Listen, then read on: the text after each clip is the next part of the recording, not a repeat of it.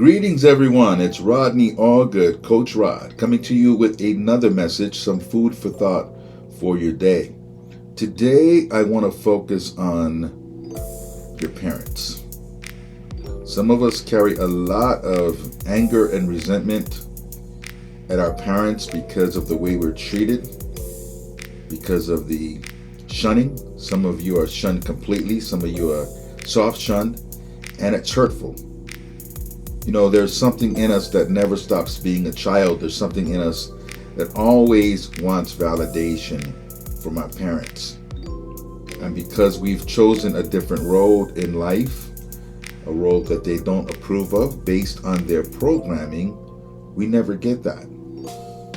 Every human being wants to be seen, wants to be acknowledged. We want the people we love to be proud of us. It's a natural human thing. And for a lot of us, it's a disappointment. And I think a lot of people confuse the way their parents act toward them today as being narcissistic. That word's probably a little bit overused today. Really what it is fear. A lot of you threaten your parents because you're so certain about the path you've chosen, and there's fear. For some people, they fear that you may be right, so they really have to put up a wall. They really have to not accept anything about you. For some, in the way that they understand life, they fear that you are on your way to destruction. There's a lot of fear in that religion that people who are in it has bought into, and everything outside their little bubble that they live in is a threat to them. So hence, they come off in a way that is not really truly a reflection of how they really feel inside. They're just twisted up from the religion. And you have to remember how your parents came to be Jehovah's Witnesses. It's usually one of two things. If they became Jehovah's Witnesses themselves as adults, then normally something was missing from their lives. Witnesses prey on vulnerable people. So something typically was really wrong with their lives. There was a void. There was something really, really not right about their lives. And for them at the time that they found the witnesses, it felt like a solution. They felt like they had this new, spiritual paradise because they got love bombed. The witnesses made things make sense to the way their minds, made sense of things. And it's something they threw their whole life into because it gave them structure. A lot of them needed structure at a certain time in their life, and the witnesses provided that. Could have been the Mormons, could have been the Seventh-day Adventists, could have been Scientology, could have been, another form of Christianity. Religion brings structure for a lot of people, and a lot of people don't know how to manage their lives without structure. So they become reliant on it. And anything that falls outside of the realm that they live within becomes a threat. So it's not really their fault in a way. They've bought into something that they're afraid to let go, and now they're too old to let it go.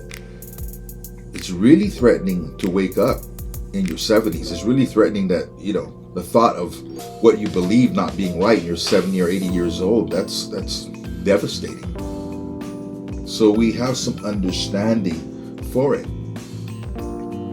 The other scenario is that they were raised in it themselves and they know nothing else themselves. So it becomes the reality. And then we're falling outside of the reality they live. So if we can start to have some compassion for them, that will help us. That will help us relieve some of the anger. If you feel like you've grown beyond your parents, and most of you have, most of you grew beyond your parents a long time ago.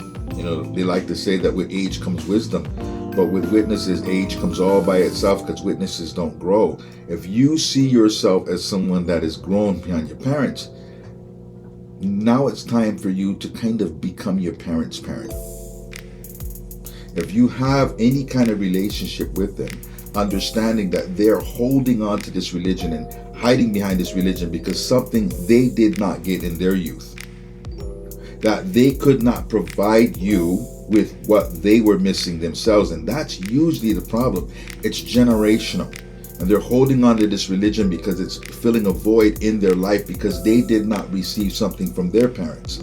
Well, now, if you have any relationship with your parents, give them what they're missing. One reason why my dad can't shun me is because I'm the only one of his children, and the rest of his children are witnesses that will say, I love you. I'm the only one that will tell him the things that he did right in life. That's why he can't shun me. He has a hard time. He's wanted to at times, because sometimes I talk about things he doesn't want to talk about, but he can't do it because I provide him with what he was missing from his childhood. He gets it from only me. That doesn't work with all parents. My mom died in 2020. I probably talked to her 5 times in the last 5 years she was alive. Again, I was somebody she kind of feared. I was a threat to her faith, and I understand that, and I have compassion for that. Luckily, the last time I saw my mom, it was a nice experience. But understanding the psychology that they're dealing with can help you to let go of some of the anger and resentment, and you won't just feel like it's just narcissism, or they're just being mean to you, or they don't love you. They do love you. They're just programmed and kind of messed up mentally from the religion, so they see the world in a very skewed way.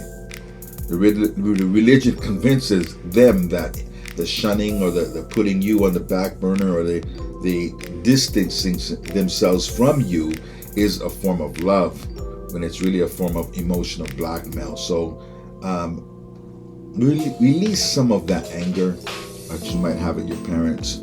Just come from a place of love and compassion, and stop wanting them to validate your life, because they won't.